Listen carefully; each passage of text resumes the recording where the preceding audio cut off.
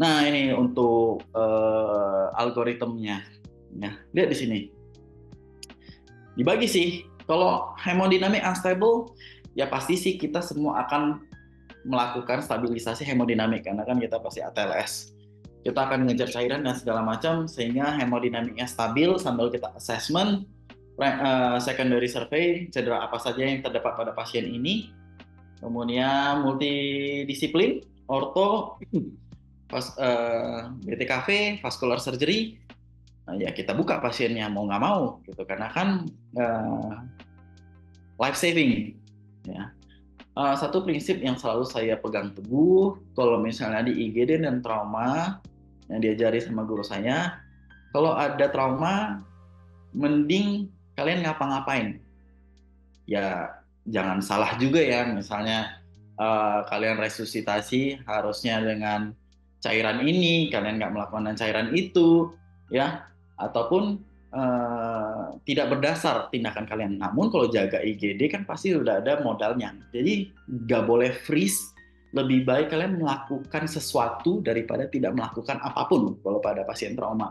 Kalian curiga itu pneumotoraks, nggak apa-apa, ya udah puncture aja pakai SPED.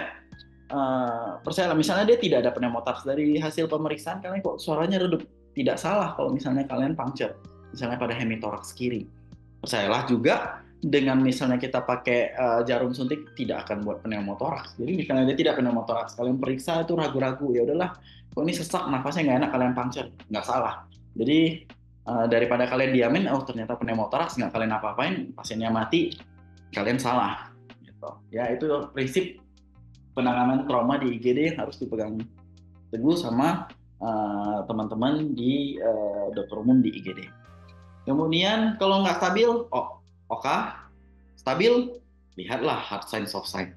Kalau hard sign, oke. Kalau soft sign, ragu-ragu, kita masih bisa pemeriksaan radiologi lainnya. CT scan, Doppler, ya, observasi, bagus, pulang. Tapi kalau kita cerita hard sign, biasanya akan berujung ke ruangan operasi. Oke, ini biasanya melibatkan ini ya, cedera muskuloskeletal ya. Walaupun tourniquet itu tidak disarankan, tapi kalau situasi chaos begini, mau nggak mau ya harus pakai tourniquet gitu. Kalau misalnya cerita ini cedera paling femoral artery, popliteal artery cedera, itu perdarahannya ya pasti banyak banget. Ya ini kalau kita lihat tertutup clot lah gitu.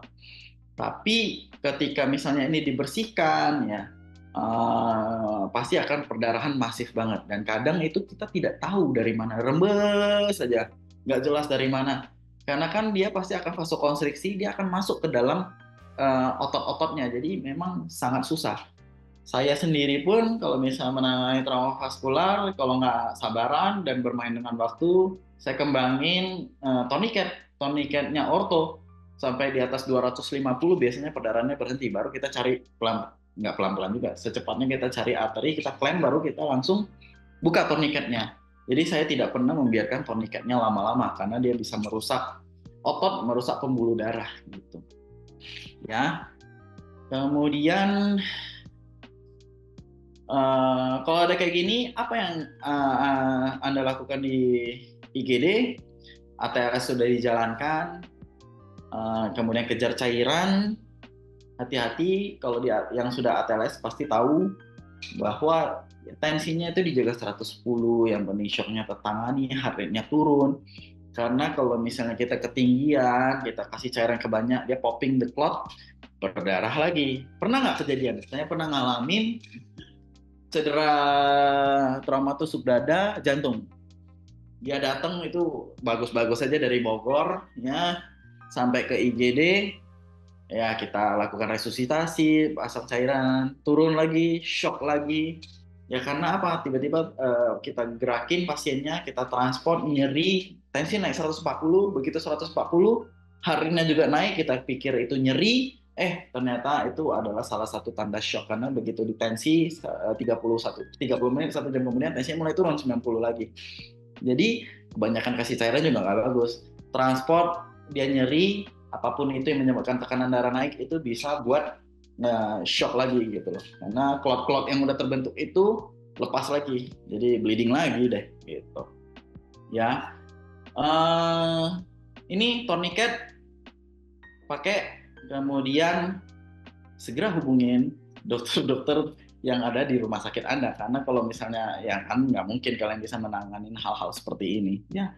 Ini kalau menurut AAST ini di grade 4 ataupun di grade 5 untuk cedera vaskularnya ya. Oke, dan tolong ya, misalnya ada yang mau ngeklaim misalnya, itu nggak bisa pakai klaim yang di IGD yang kita pakai untuk mosquito clamp yang bengkok, itu nggak bisa pakai itu. Kenapa? Kalau pakai itu nambah PR ke surgeonnya biasanya ya, karena begitu diklaim langsung rusak pembuluh darahnya. Itu klaim khusus vascular clamp biasanya di OK dan atau di kamar operasi. Oke, ini kalau misalnya ada dengan fraktur ya, spleen, direct pressure ya. Kemudian kalau dislokasi bisa direduksi ya direduksi. Kalau traumatic amputations ya. Oh, sekarang ini kalau misalnya hand surgery, traumatic amputations di bawah 6 jam, kalau bisa preserve tangannya yang teramputasi, itu bisa disambung dengan baik.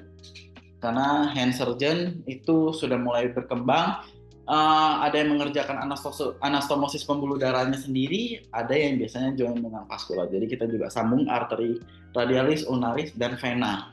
Ya, nanti akan saya jelaskan kenapa vena itu berperan penting ketika kita melakukan repair dari vaskular.